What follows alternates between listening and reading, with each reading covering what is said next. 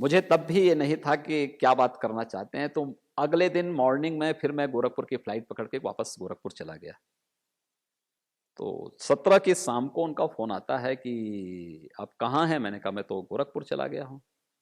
मैंने कहा मैं गोरखपुर में हूँ। कहा अरे मैंने कहा था कि हाँ 1-2 दिन रुकिए, आप तो गोरखपुर चले गए, कैसे आप आ सकते हैं? तुरंत आपसे कोई ज़रूरी बात करनी है। शाम के 6 बज रहे थे, तो मैंने कहा इस समय ना कोई ट्रेन है, ना कोई प्लेन है। तो इस समय तो मैं आ नहीं पाऊँगा। कोई बात हो फ़ोन पे आप बता दीजिए। उन्होंने कहा नहीं फ़ोन पे नहीं बोलूँगा, आप सुबह मैं एक चार्टर्ड भेज रहा हूँ, आप उसी से यहाँ दिल्ली आ जाइए, लेकिन किसी को बताना मत, आप चुपचाप आइए। तो मैं सुबह अपना पूजा पाठ करके पूरा तैयार होकर के अपना बैठा था। 8 बजे चार्टर्ड वहाँ आया, तो मैं सीधे दिल्ली उससे चला गया। तो जैसे गया तो उन्होंने कहा कि देखिए आप इसी चार्टर्ड से लखनऊ जाइए, वहाँ पे आपको नेता चुना जाना है, आपको कल शपथ लेनी है। तो मैंने कहा काहे की? कहा कि उत्तर प्रदेश के मुख्यमंत्री पद की। ये आवाज थी उत्तर प्रदेश के मुख्यमंत्री योगी आदित्यनाथ की। जब साल 2017 में भाजपा ने यूपी विधानसभा में जीत दर्ज की तो किसी को अंदाजा नहीं था कि योगी आदित्यनाथ को मुख्यमंत्री बनाया जाएगा। भाजपा की शीर्ष नेतृत्व ये जानती थी अगर यूपी में लंबे समय तक शासन करना है तो किसी ऐसे नेता को कमान देनी होगी जिसकी पकड़ प्रदेश में जमीनी स्तर पर हो, जो पूरे उत्तर प्रदेश को साध सके। लेकिन शायद शीर्ष नेतृत्व को भी यह अंदाजा नहीं था कि आने वाले वक्त में वही योगी उनके लिए इतने बड़े प्रतिद्वंदी साबित होंगे। कहा जाता है कि मोदी शाह की जोड़ी ने कई बार योगी को हटाने की कोशिश की, लेकिन योगी हर बार बच निकलते। लेकिन क्या वजह है कि मोदी शाह योगी आदित्यनाथ को हटाने के लिए इतने आतुर है और इतने प्रयास के बाद भी योगी को नहीं हटा पाए? चलिए आज इसी सवाल के जवाब को ढूंढते हैं। नमस्कार, मैं हूं तुषार और आप देख रहे हैं जनहित टाइम्स। योगी आदित्यनाथ के काम करने के अंदाज से कई लोगों का मानना है कि वो काफी मनमाने ढंग से काम करते हैं। कहा जाता है कि योगी के आने के बाद यूपी में नेताओं से ज्यादा ब्यूरोक्रेट्स की चलती है।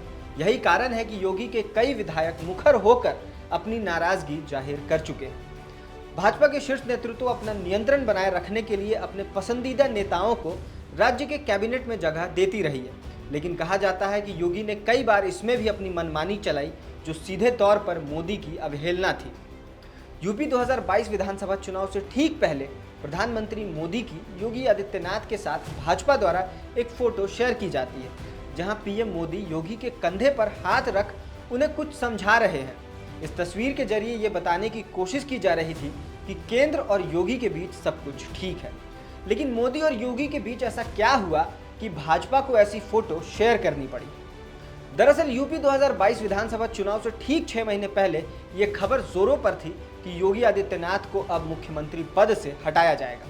वजह कई थे। सबसे पहले तो शीर्ष नेतृत्व के कई फैसलों की अवहेलना करना और दूसरा योगी का मनमाने ढंग से काम करना। इन सब के अलावा लोगों का मानना था कि सीएम योगी की बढ़ती लोकप्रियता सबसे अहम वजह थी। लेकिन फिर सवाल उठता है कि योगी को हटाया क्यों नहीं गया? विश्लेषक इसके लिए भी कई बड़े कारण बताते हैं। पूरे देश में कोविड के सेकेंड वेव में कई लोगों की जान गई थी। CSDS का सर्वे बताता है कि उस वक्त शहरी इलाकों में भी पीएम मोदी की लोकप्रियता काफी घटी थी। यही वजह है कि भाजपा उस वक्त इस मुद्दे पर बैकफुट पे थी। इसी वक्त किसान आंदोलन भी अपने चरम पर था, जिसका असर पश्चिमी यूपी में देखा जा सकता था। यही कारण है कि पीएम मोदी जो अपने फैसलों के लिए अडिग माने जाते हैं, उन्हें भी किसान कानूनों को वापस लेना पड़ा। अब ऐसे में योगी जैसे लोकप्रिय नेता को हटाकर मोदी अपने लिए 2024 के रास्ते को खतरे में नहीं डाल सकते थे, क्योंकि वो कहावत है ना कि दिल्ली का रास्ता लखनऊ से होकर गुजरता है, जिसे प्रधानमंत्री मोदी भली भांति समझते हैं। इन तमाम मुद्दों के बाद भी योगी आदित्यनाथ 2022 में बहुमत हासिल करने में सफल होते हैं, जिससे उनकी लोकप्रियता पर एक बार फिर से मुहर लगता है। इन सब के बीच 2024 लोकसभा चुनाव में फिर एक बार योगी को मुख्यमंत्री पद से हटाने की हवा चलती है। इस हवा को और बल तब मिलता है जब अरविंद केजरीवाल जेल से निकलते ही कहते हैं कि मोदी चुनाव के 2 महीने बाद योगी को मुख्यमंत्री पद से हटा देंगे। और खास बात यह रही कि किसी भाजपा नेता ने इस बात का खंडन भी नहीं किया। मोदी गुजरात में हिंदुत्व के नेता के तौर पर उभरे थे। अपने राज में मोदी ने कभी किसी मुसलमान को टिकट नहीं दिया और एक मुश्त गुजरात पर राज किया। पहली बार गुजरात के मुख्यमंत्री के तौर पर उन्होंने 2001 में शपथ लिया था, जिसके बाद वो लगातार 3 बार मुख्यमंत्री बनते हैं। और जब वो 2012 में मुख्यमंत्री बने तो उन्होंने प्रधानमंत्री पद की अपनी दावेदारी पेश कर दी। अब यही कहानी दोहराने की संभावना लोगों को नजर आ रही है। योगी भी हिंदुत्व के फायर ब्रांड नेता है। मुसलमानों के प्रति उनकी भी वही राजनीति है जो मोदी की हुआ करती थी। योगी लोगों के बीच बुलडोजर बाबा के नाम से काफी लोकप्रिय हैं। उनकी लोकप्रियता का अंदाजा इस बात से भी लगाया जा सकता है कि प्रधानमंत्री मोदी को भी लोकसभा चुनाव में न चाहते हुए भी उनकी तारीफ करते हुए कहना पड़ता है कि बनारस का सांसद होते हुए उन्हें गर्व है कि योगी उनके मुख्यमंत्री हैं। इन सब के अलावा भी कई ऐसी चीजें हैं जो मोदी को योगी के प्रति असहज बनाती हैं।